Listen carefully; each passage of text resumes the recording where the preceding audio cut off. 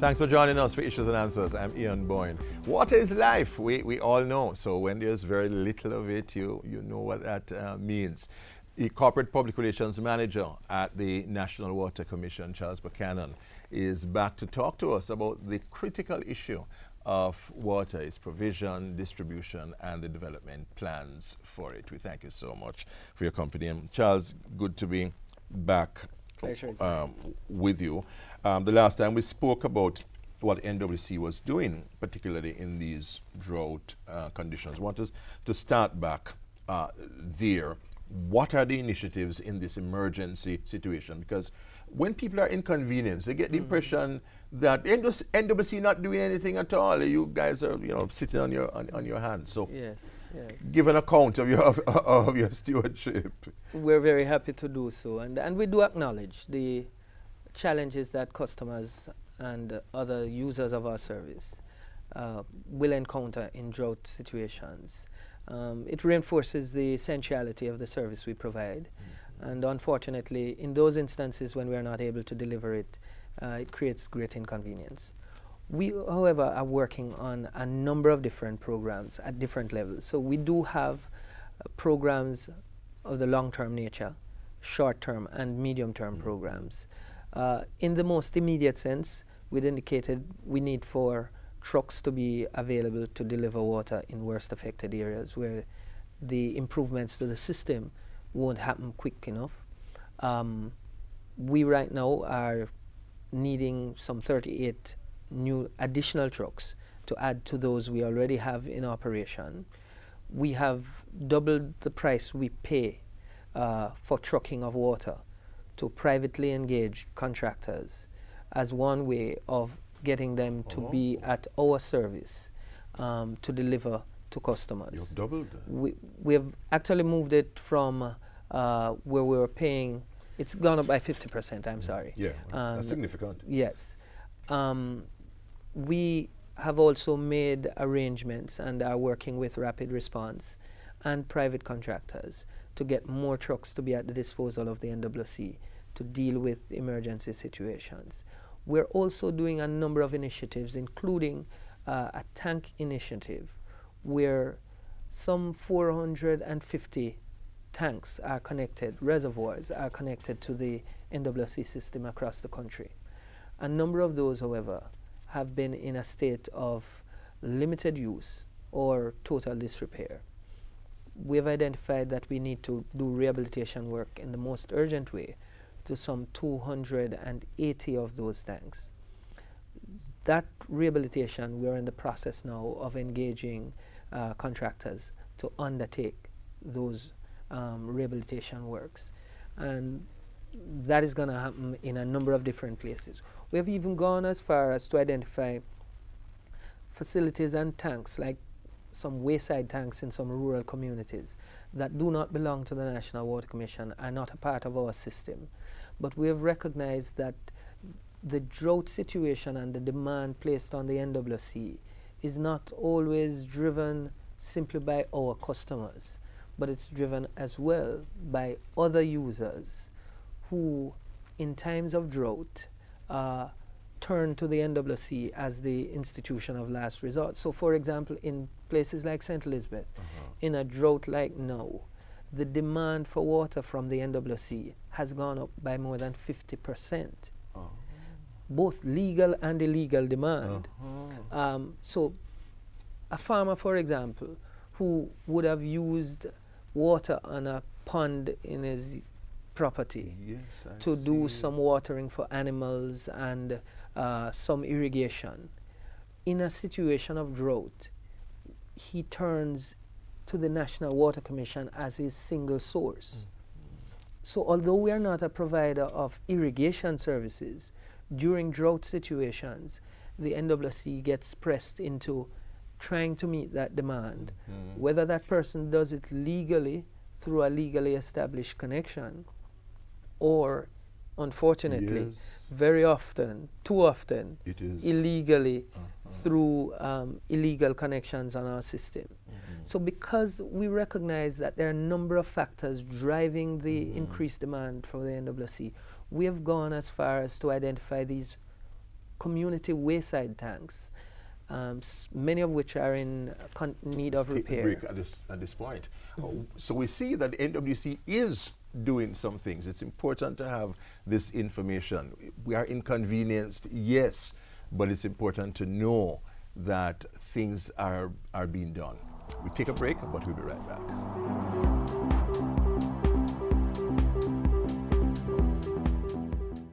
You can make your water safe by treating it with household bleach or by boiling.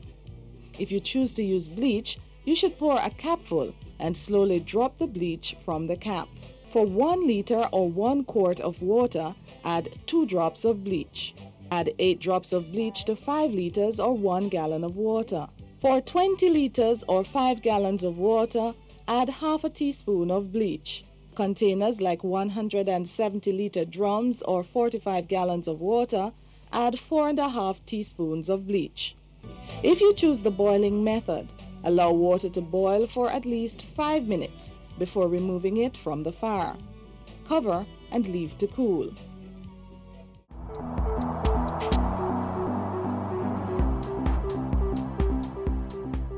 What is the Water Commission doing about the drought? Is there any development plans? Are enough initiatives being taken? These are the issues we are putting to its Corporate Public Relations Manager, Charles Buchanan. Indeed, we are implementing a number of those. So, as I mentioned in relation to the wayside tanks, we're actually making arrangements, even as we speak, to spend some significant amounts of money to get those upgraded, repaired, so that they can begin to be part of the drought response strategy. So with more trucks, for example, we would be able to deliver water to some of these wayside tanks. The trucks would be able to return more quickly to take second trips and go to other areas while the water is distributed from those wayside tanks in communities, even when some of those wayside and catchment tanks are not on the NWC network per se. But it would relieve us of the challenge of trying to get trucks into some areas where the trucks can't really go, and a number of people would be helped in that way. We are also initiating a number of projects, some of which we are fast-tracking, which would be aimed at expanding our distribution network and making critical changes in some areas, in some cases where it's not so significant, but it could make a significant difference. So for example, at present, the town of Lucy is supplied primarily from the Logwood water supply system.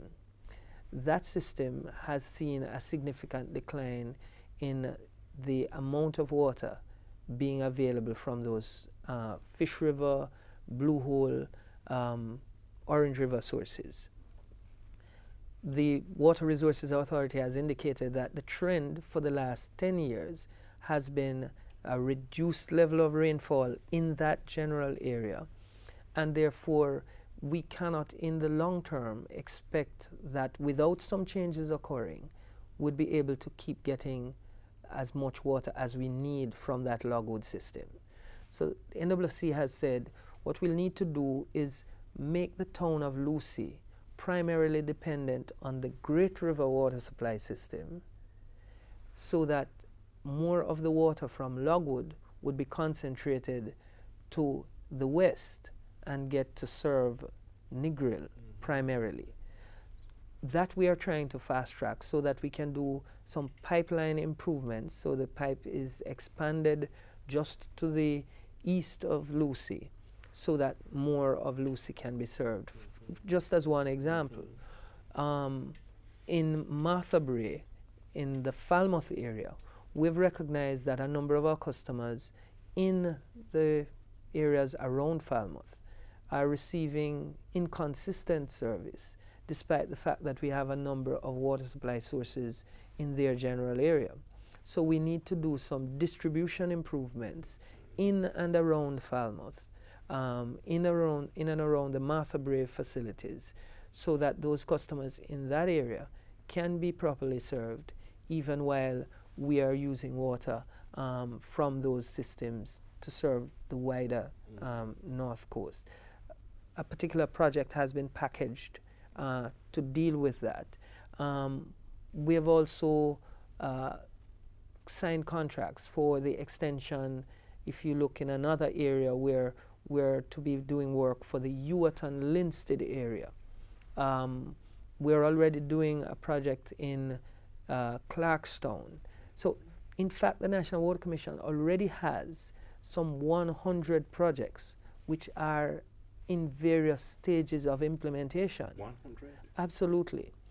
The intention is to increase that because we recognize that for the long-term development of Jamaica, water supply is so essential that we think that any investment that is made in the sector will more than pay for itself, if not to the Water Commission itself, but certainly in terms of its contribution to national development. So you're thinking of public-private partnerships? Oh yes, we have a number of public-private partnership projects presently being considered. In fact, the construction of a 15 million gallon treatment plant out in Content near the Rio Cobre is being considered to be done as a public-private partnership. We're looking at that in relation to both water and sewage operations. So there are a number of projects, in fact, too many to mention individually, that are at various stages of implementation. So NWC is looking ahead. It is not myopic at all. You are looking ahead developmentally and working assiduously. Absolutely. I think in fact, our president has indicated that whereas the Planning Institute has established a 2030 vision for Jamaica to reach a developed country status and all of those good things, we are aiming at reaching our targets some 10 years before. So he's insisting that he's working on a 2020 plan for the water sector. And we have not only planned it in terms of looked at the technical issues to be addressed, but the planning is involved with going all through the stages to the financing. So we are right now with these major plans that we have developed, looking at the comprehensive picture, trying to deal with all the various factors that impinge on our achieving that vision. And we think we are in an excellent position to meet those targets with the cooperation and support of a number of different people. Thank you very much. Always interesting to chat with you. Charles Buchanan, the Corporate Public Relations Manager at the National Water Commission, telling us what the Commission is doing and how it is mitigating the drought conditions. We thank you for your company. Next week we'll be back. Until then, Ian Boyne wishing you a pleasant day.